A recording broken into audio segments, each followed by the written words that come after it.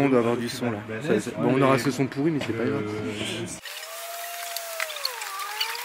Il va se décoller, vous avez tout cassé. Si, il faudrait. Là, il n'y a pas le son. Il n'y a pas le son? Non. Alors c'est peut-être qu'il faut mettre là. Ah là là, oui, là ça marche. T'as pas ouvert le cache.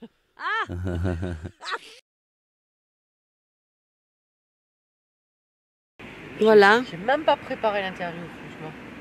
C'est pas grave. Bonjour Mathias. Bonjour. Bonjour Moussaillon. Bon, nous sommes assis sur la terrasse de cette guinguette qui nous a fait vibrer tout l'été. Un petit peu vide, donc tu as plié bagages pour cet été 2015 fini. Oui, ça y est, on a fait notre dernier repas le lundi 30 novembre. Donc le temps nous a permis de rester ouvert quand même jusque fin novembre. Donc ça aura fait de avril à novembre, donc 8 mois. 8 mois de guinguette, voilà, cette année. Je crois que c'était quand même l'année où elle a été ouverte le plus longtemps. C'était dans ton provisionnel de t'ouvrir aussi longtemps? Tu pensais que tu pouvais aller jusqu'à effectivement fin novembre? Au départ, on aurait plutôt pensé fin octobre, et puis finalement, comme le temps était avec nous et que finalement les gens ont continué à... Il y a toujours du monde quand même dans le parc dès qu'il fait un peu beau. Donc en novembre on a ouvert un peu en pointillé selon les caprices de la météo. Mais on a eu encore le samedi 28 où on a fait un peu un dernier repas un peu important. On avait convoqué tout le monde, on a eu 50 personnes à midi. Donc voilà, on verra l'année prochaine si on peut tenir aussi longtemps. Quel est ton ressenti, toi, après ces mois d'exploitation? Moi, j'ai vraiment eu le sentiment, et en parlant aussi avec les gens, qu'il y avait une vie qui s'était créée ici. Il y avait des émulations, il y avait plein d'échanges, il y avait des liens sociaux qui avaient été tissés entre les gens. Est-ce que c'est comme ça que tu voyais les choses? Oui, pour ça, je suis assez content parce que ce que j'avais remarqué avant d'ouvrir, donc en observant un petit peu la fréquentation du parc en général, c'est que c'est assez divers comme type de public. Donc tous les âges, toutes les classes sociales. J'avais eu l'occasion d'en parler d'ailleurs à ce micro au printemps. Et je pense que les gens ont joué le jeu et on a réussi à maintenir justement cette diversité. Concernant la programmation musicale d'abord, en ouvrant un peu à tous les styles. On fera encore mieux l'année prochaine parce qu'on aura eu un peu plus de temps pour préparer cette programmation. Et puis en maintenant aussi des tarifs, donc d'abord les concerts sont gratuits bien sûr, et puis on avait une carte quand même avec des tarifs assez économiques. Donc tout ça, ça a permis de maintenir cette grande diversité, et puis du coup en créant un lieu quand même de rencontres et d'échanges, un endroit où les gens peuvent s'asseoir et tout ça. Il y a effectivement des liens qui se sont créés entre les différents publics, et entre les différentes générations. Donc pour ça, c'est plutôt un succès. Ouais.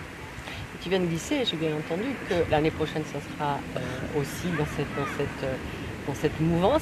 Donc ça veut dire, bonne nouvelle, que peut-être que l'année prochaine, on te reverra ici, ça c'est sûr. Oui, la mairie, donc on est en train on se réunit justement pour faire un peu un bilan, mais a priori pour les 3 années à venir, ce serait encore moi, ici à la guinguette, quoi. Et puis d'ailleurs c'était ce que j'avais souhaité dès la rédaction du projet initial. J'avais mis le doigt sur le fait que une seule année, puisque c'était prévu comme ça au départ, ça me semblait un peu court justement pour permettre de créer des dynamiques. Donc là il y a déjà quelques associations qui nous ont contactés pour l'année prochaine, pour faire ça y est, le lieu a été quand même identifié par certaines associations.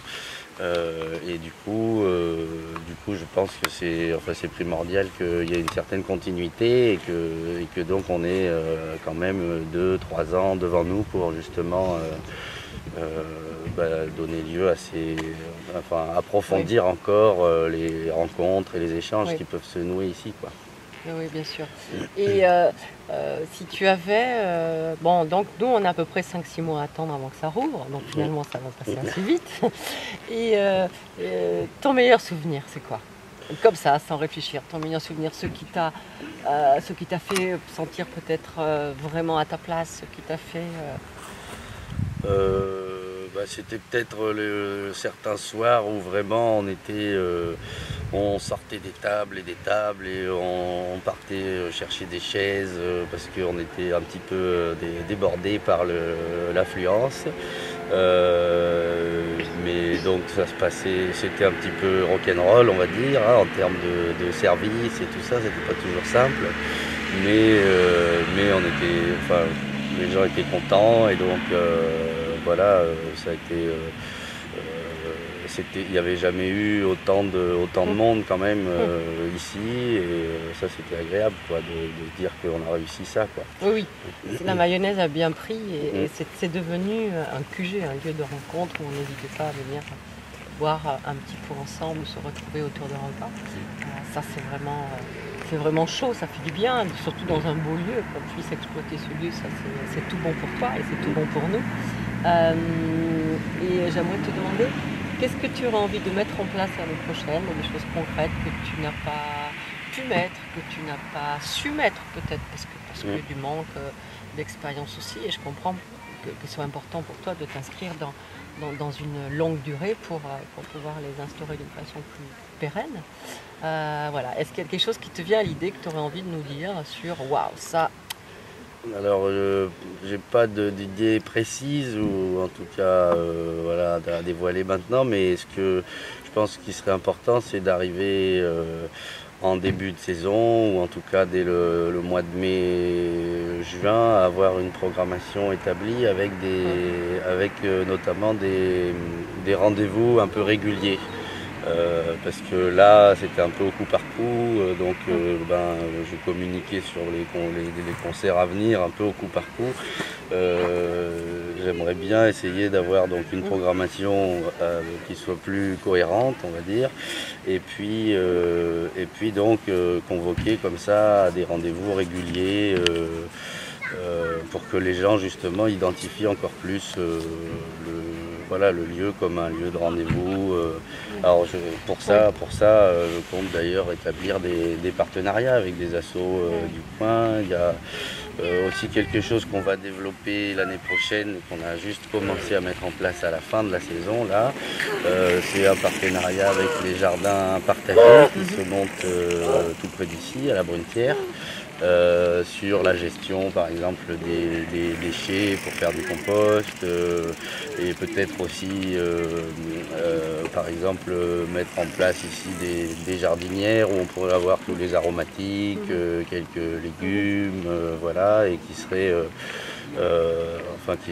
tout ça ce serait animé en partenariat avec l'association Mieux Vivre à Bergerac, je crois que ça s'appelle, qui gère ces jardins partagés.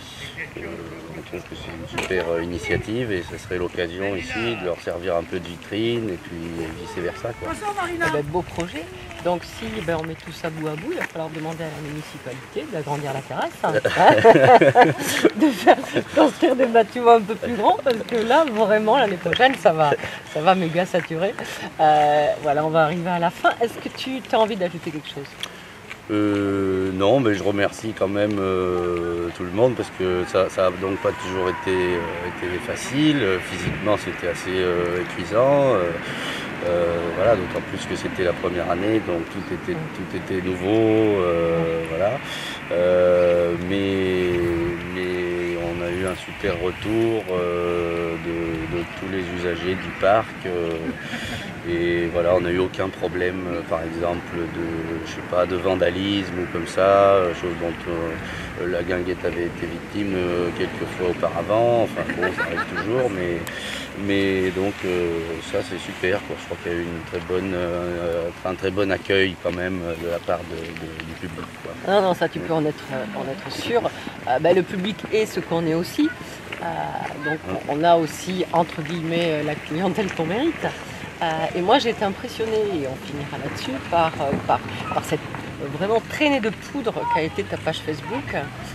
Avec un ou deux amis, et puis là on en est, ça a été un moyen pour toi de diffuser. Et est-ce que c'est toujours actif? Est-ce qu'on va pouvoir continuer pendant ce petit break à pouvoir te contacter, ou est-ce que tu vas faire vivre, ou est-ce que tu fais un bon break et puis après on va... Oui, d'ailleurs, la page Facebook elle reste active, donc évidemment qui veut peut me contacter. Il y a déjà, ça aussi c'est du côté de la programmation musicale, on peut dire que c'est un succès parce que je reçois beaucoup de sollicitations de groupes de la région et d'encore plus loin qui souhaitent passer ici l'année prochaine. Donc voilà, ça passe souvent aussi par la page Facebook. Et je pense que d'ailleurs je proposerai les groupes peut-être, comme je l'ai fait des fois, en mettant sur la page Facebook des extraits de ce qu'on me propose pour voir un peu si les gens réagissent. Voilà. Donc effectivement la page Facebook ça peut permettre de garder le contact en dehors de la saison. Ouais. Oh oui, c'est ça. Et vivement avril alors 2016 pour avoir des boulettes, hein, c'est ça? Parce qu'on va y penser aux boulettes pendant 5 mois. Oui, on continuera à faire des boulettes, mais on étoffera aussi un peu la carte et on essaiera aussi de faire ce qu'on a fait un petit peu à la fin de la saison. Mais de proposer aussi des plats du jour, voilà, des grillades. Il y a tout un tas d'idées qui nous ont été aussi soumises par les gens pour étoffer un peu la carte. Donc voilà, on a encore plein de choses à imaginer. Moi, il me tarde dans quelques mois pour venir te revoir ici. Merci Mathias, merci beaucoup. Merci. Saleté de poste. Allez, tu vas marcher, oui.